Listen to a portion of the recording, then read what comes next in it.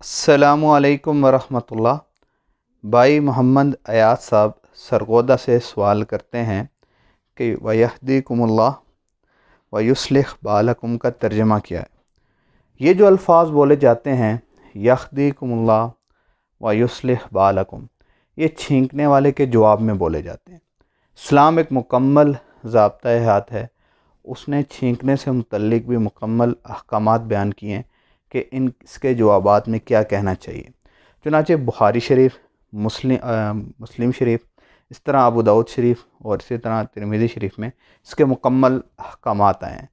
چنانچہ بخاری شریف کی حدیث ہے کہ جب کسی شخص کو چھینک آئے اس کو الحمدللہ کہنا چاہیے، جو سننے والا ہے اس کو یرحمک اللہ کہنا چاہیے، اور پھر دوبارہ جو چھینکنے والا ہے یرحمک اللہ کے جواب میں اس کو یہدیکم اللہ بھی کہہ سکتا ہے، وَيُصْلِحُ بَالَكُمْ، اور اس طرح یہدیکم اللہ لنا وَلَكُمْ بھی کہہ سکتا ہے۔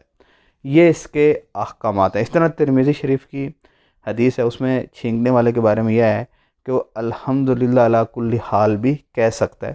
یہ چھینکنے والے سے متعلق احکامات تھے کہ جب اس کو چھینک آئے تو وہ کیا کہے اور اس کا جواب جو سنے وہ کیا دے۔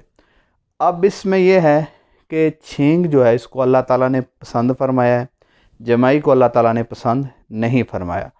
چھینک جو ہے اس سے متعلق احکامات یہ ہیں کہ چھینکنے والا جب چھینکے تو اس کا جواب دینا واجب ہے، مستحب ہے یا فرض کفایہ، تینوں قول فقہائے کرام سے منقول ہیں۔ البتہ اس کو تطبیق اس طرح دی گئی ہے کہ ایک مجلس میں بہت سارے آدمی بیٹھے ہیں، ایک آدمی اگر اس کا جواب دے دے تو سب کی طرف سے فرض کفایہ ادا ہو جائے گا۔ اگر وہ اکیلا بندہ ہے، یعنی کہ اس کا جواب سننے والا اکیلا بندہ ہے، تو وہ اس کے جواب میں ضرور یرحمک اللہ کہہ دیں۔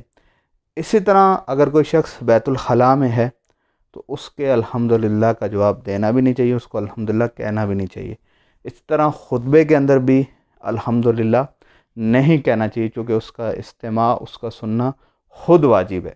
اس طرح اگر کسی کو 2 سے زیادہ دفعہ چھینک آتی ہے تو اس کا بھی جواب نہیں دینا چاہیے۔ اس طرح نماز کے اندر کسی کو چھینک آئی اور بے اختیار نے الحمدللہ کہہ دیا تو اس کی نماز نہیں ٹوٹے گی، لیکن اگر اس کے جواب میں کسی نے یرحمک اللہ کہہ دیا اس کی نماز البتہ ٹوٹ جائے گی۔ یہ چھینک سے متعلق احکامات سے۔ چھینکنے سے متعلق ایک احادیث شریف ہے، وہ بھی آپ کے سامنے رکھ دوں، مسلم شریف کی، کہ ایک مسلمان کے دوسرے مسلمان پر 6 حقوق ہیں۔ سب سے پہلا یہ ہے کہ بھئی اس کی عیادت کرے، دوسرا یہ ہے کہ اس کی دعوت کو قبول کرے، تیسرا یہ ہے کہ اس کے سلام کا جواب دے، چوتھا یہ ہے کہ اس کے جنازے میں شرکت کرے، پانچواں یہ ہے کہ اس کی چھینک کا جواب دے، چھٹا یہ ہے کہ اس کی غیر موجودگی میں اس کے اہل و عیال کی فکر کرے، ان کے مطلب یہ ہے کہ ان کی خبر گیری اور خیر مخوائی جو ہے ان کی کرتا رہے، ان کی دیکھ بھال جو ہے وہ کرتا رہے۔ یہ ایک مسلمان کے دوسرے مسلمان پر 6 حقوق ہیں، ان میں سے ایک چھینک کا جواب بھی دینا ہے۔ اسی طرح جمائی جو ہے، جمائی کو اللہ تعالیٰ نے ناپسند فرمایا ہے۔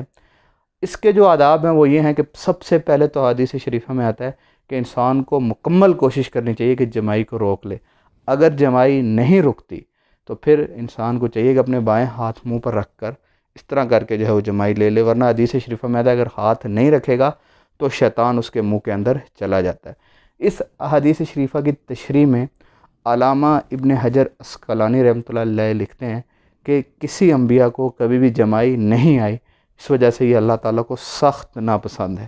تو یہ جمائی اور چھینک سے متعلق احکامات تھے۔ اللہ تعالیٰ مجھے اور آپ کو عمل کرنے کی توفیق عطا فرمائے۔ جزاک اللہ خیر۔